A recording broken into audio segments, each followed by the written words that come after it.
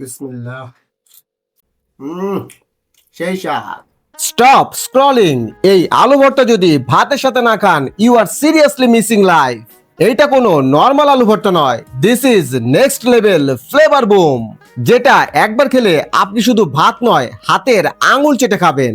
Soft mash potato, onion, green chili, crispy বেরেস্তা, একটু ধনিয়া পাতা আর মাস্টার্ড অয়েলের ম্যাজিক। ব্যাস, একদম রেডি 5 স্টার রেস্টুরেন্টের মতো দারুণ স্বাদের আলু ভর্তা। খরচ অল্প আর বানাতে সময় লাগে খুবই অল্প। So stay till the end because the fresh ফ্লেভারের আজকের আয়োজন রেস্টুরেন্ট স্টাইলে আলু ভর্তা।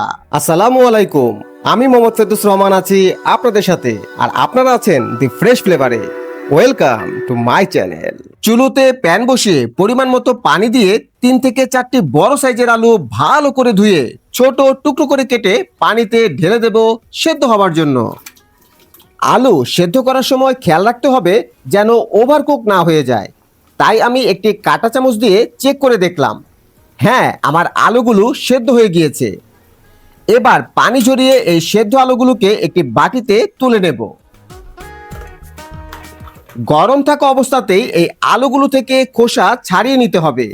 তবে এইভাবে সেদ্ধ আলু থেকে খোসা ছাড়িয়ে নিতে আপনাদের যদি ঝামেলা মনে হয়, তাহলে আলু সেদ্ধ করার পূর্বে আলুর স্কিন পিল করে তারপর সেদ্ধ করে নেবেন। আলুর খোসা ছাড়ানো হয়ে গেলে একটি ম্যাশার দিয়ে সমস্ত আলুগুলোকে ভালো করে ম্যাশ করে নেব।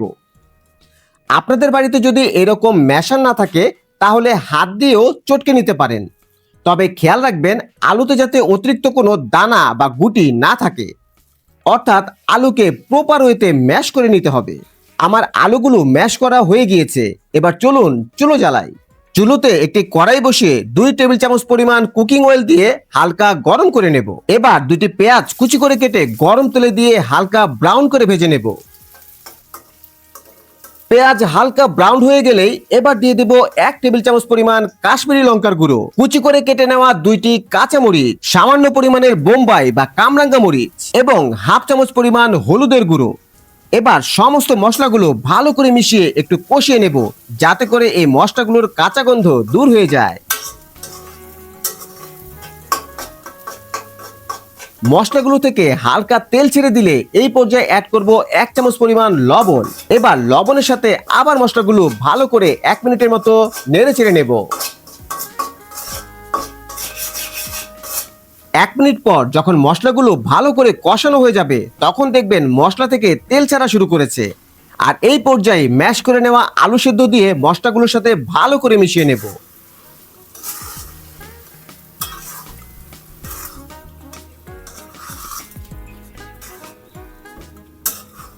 এইভাবে 1 থেকে 2 মিনিট হাই হিটে এই আলুগুলোকে মশলার সাথে অনবরত নাড়তে থাকবো, যাতে করে আলুগুলো ভাজা ভাজা হয়ে যায়।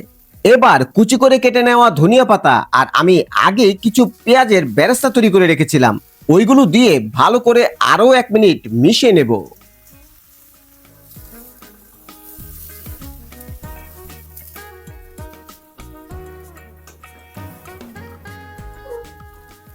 নামানোর পূর্বে 1 চামচ পরিমাণ সরিষার তেল দিয়ে আরো 1 মিনিট হাই হিটে কুক করে নেব।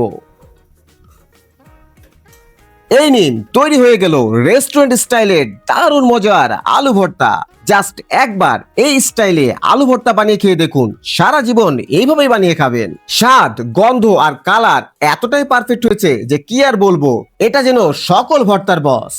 এবার প্লেটে গরম ভাত নিন আর তার সাথে নিন রাজকীয় স্বাদের এই আলু ভর্তা। আর তার সাথে যদি অ্যাড করতে পারেন 1 চামচ পরিমাণ ঘি, তাহলে তো এই রেসিপি নিয়ে কারাকারি লেগে যাবে। তাহলে কেমন লাগলো আমাদের এই আজকের রেসিপি, কমেন্ট করে জানাতে ভুলবেন না যেন। আর আপনি যদি আমার এই চ্যানেলে নতুন হয়ে থাকেন, তাহলে সাবস্ক্রাইব করে পাশে থাকা বেল বাটনটি বাজিয়ে দিন, তাহলে আমি চলে আসবো আপনার রসিয়ে ঘরে। আর ফেসবুক পেজ থেকে দেখে থাকলে জাস্ট ফলো মি। তাহলে আজ বিদায় নিচ্ছি, দেখা হবে নতুন কোনো রেসিপি নিয়ে। ততক্ষণ পর্যন্ত ভালো থাকুন, সুস্থ থাকুন, নিরাপদে থাকুন আর দি ফ্রেশ ফ্লেভারের সাথে থাকুন। আল্লাহ হাফেজ।